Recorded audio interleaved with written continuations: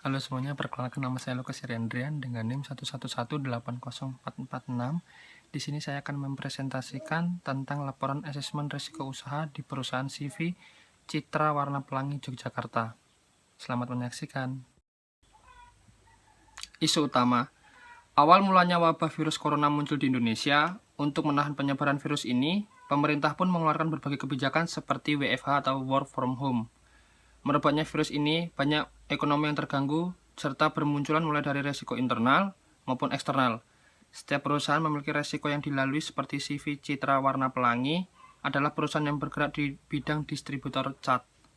Pada saat keadaan seperti ini, adanya virus COVID-19, perusahaan ini mengalami penurunan penjualan. Dari situlah membuat manajemen risiko perusahaan sangat penting bagi suatu perusahaan untuk mengembangkan atau membangkitkan usahanya kembali. Alasan penulisan yaitu untuk mengetahui risiko apa yang dihadapi di perusahaan ini. Tujuan penulisan, yang pertama, makalah ini dibuat untuk mengidentifikasi masalah perusahaan PT Citra Warna Pelangi sehingga dari risiko ini kita dapat menangani dan memanage risiko tersebut, mendukung dan meningkatkan kualitas penerapan tata kelola perusahaan yang baik, mengetahui probabilitas risiko apa yang menjadi penurunan pada perusahaan Citra Warna Pelangi, dan yang terakhir untuk mengetahui berapa besar kerugian perusahaan. Manfaat penulisan. Penerapan manajemen risiko perusahaan saat ini sudah merupakan tuntunan perusahaan untuk mengendalikan risiko penjaminan dan memenuhi tuntutan terkait dengan penerapan tata kelola perusahaan yang lebih baik. Profil perusahaan yaitu nama perusahaan CV Citra Warna Pelangi Yogyakarta, bidang usaha distributor cat, alamat Jalan Magelang KM 6,7 Sleman Yogyakarta. Rencana bisnis, mengembangkan bisnis ke sektor industri. Contohnya, perusahaan ini memiliki cat khusus untuk mainan anak-anak yang tidak membahayakan anak-anak, mebel pengrajin, dan berbagai proyek baik gedung baru maupun renovasi. Proses bisnis. Perusahaan hanya bekerja sama dengan subkontraktor cat, jadi mereka menyediakan jasanya dan perusahaan ini menyiapkan catnya. Historis risiko, wabah COVID-19 ini yang mengancam dunia membuat penurunan penjualan. Perusahaan ini mulai melihat penurunan pada bulan Maret. Padahal sebelum terimbas COVID-19, bisnis mereka terbilang lancar karena setiap bulannya selalu mengalami kenaikan dalam pemesanan. Analisis SWOT. Yang pertama, strength atau kekuatan. Brand image baru dan memiliki kualitas yang prima, varian produk dan warna yang memiliki daya jual yang tinggi dan diminati, harga produk yang kompetitif dibandingkan kompetitor sejenis dengan kualitas yang tinggi. Yang kedua, weakness atau kelemahan. Memiliki produk cat yang mereknya tidak seterkenal yang berada pada pasar lainnya, tetapi memiliki kualitas yang bagus, jadi perusahaan perlu branding produk tersebut. Opportunity atau peluang, meningkatkan hubungan emosional pada pelanggan. Yang kedua, pembangunan dan pertumbuhan ekonomi yang semakin meningkat, banyaknya yang ingin bekerja sama dengan perusahaan, banyaknya kontraktor dan toko-toko besar yang memilih produk CV Citra Warna Abadi sebagai bahan pembangunan.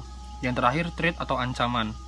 Banyak kompetitor yang memiliki forecast trend warna yang lebih menarik, dan yang terakhir mulai muncul kompetitor yang serupa. Konsep risiko menurut ISO 31000.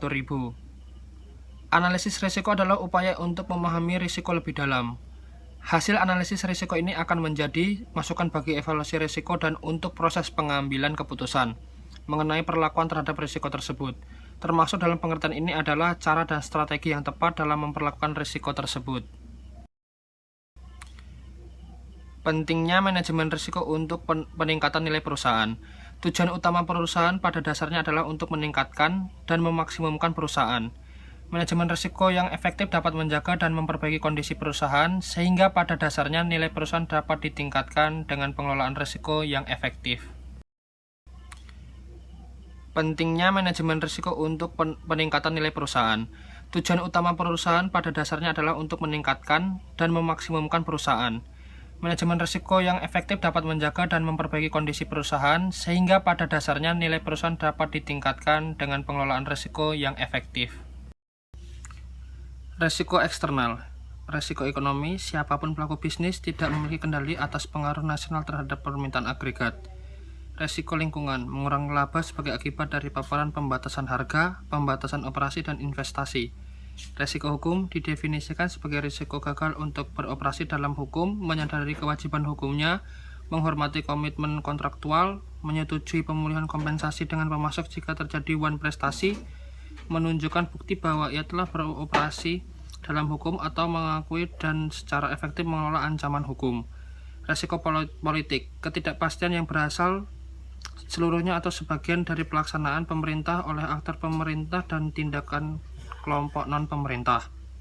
Resiko pasar, resiko bahwa pendapatan grup atau modal atau kemampuannya untuk memenuhi tujuan bisnis akan terpengaruh oleh perubahan tingkat atau volatilitas harga pasar atau harga seperti suku bunga, spread kredit, harga komoditas, harga ekuitas, dan kurs valuta asing. Risiko sosial. Risiko sosial berasal dari perubahan dalam masyarakat yang menciptakan perubahan permintaan, peluang pasar baru terbuka, atau mengubah suatu bisnis responsif permintaan sebagai konsekuensi dari karakteristik tenaga kerjanya. Ketersediaan, pendidikan, kesehatan, dan prospek tenaga kerja semua mempengaruhi kinerja capai tanggung sebuah bisnis. Proses manajemen risiko menurut Robert J. Chapman dan ISO 31000. Berikut contoh tabel usulan risiko dan kategori risiko atau faktor. Teknik pengumpulan data dengan cara yaitu melakukan kuesioner dan menggunakan metode kuantitatif. Berikut contoh daftar pertanyaannya. Contoh tabel pengukuran risiko dan skala dampak. Berikut adalah analisis risiko, pengukuran risiko, frekuensi, dan yang terakhir adalah tabel dampak. Berikut adalah contoh pemetaan risiko lingkungan, risiko ekonomi, risiko politik, dan yang terakhir adalah risiko hukum. Berikut adalah contoh tabel evaluasi risiko. Dari evaluasi risiko, dampak risiko tertinggi adalah risiko ekonomi, karena di saat masa pandemi ini, risiko ekonomi berdampak cukup besar terhadap perusahaan. Penanganan risiko yang pertama, penanganan risiko ekonomi jika inflasi sedang naik serta permintaan barang yang menurun karena harga jualnya terlalu mahal, mengatasi dengan melakukan riset pasar. Kedua, penanganan risiko lingkungan, dimensi kesehatan dan keselamatan. Dengan adanya virus COVID-19, kita harus mengikuti kebijakan pemerintah dengan sering cuci tangan. Jika keluar rumah harus menggunakan masker dan melakukan social distancing pada setiap orang minimal 1 meter. Ketiga, penanganan risiko politik, dimensi demo. Dengan adanya demo karena banyak karyawan yang terkena PHK saat pandemi COVID-19 dan tidak mendapatkan pesangon, lalu cara mengatasi perusahaan harus mengganti rugi pesangon karyawan. Yang terakhir, penanganan risiko hukum, dimensi manusia melakukan tindakan kejahatan dengan mengkorupsi uang perusahaan. Cara mengatasinya yaitu pelaku dilaporkan ke pihak berwajib agar terkena sanksi dan hukuman yang sesuai. Pembelajaran yang diperoleh yaitu kita bisa mengetahui berbagai risiko yang dialami oleh perusahaan, sehingga jika risiko itu terjadi kita bisa mengatasinya dan menanganinya serta mencari solusi yang terbaik untuk kedepannya agar perusahaan lebih baik lagi. Berdasarkan hasil dari analisis risiko yang paling tinggi adalah risiko lingkungan dan risiko ekonomi. Berikut adalah contoh lampiran kuesioner yang sudah diisi oleh karyawan dari PT tersebut.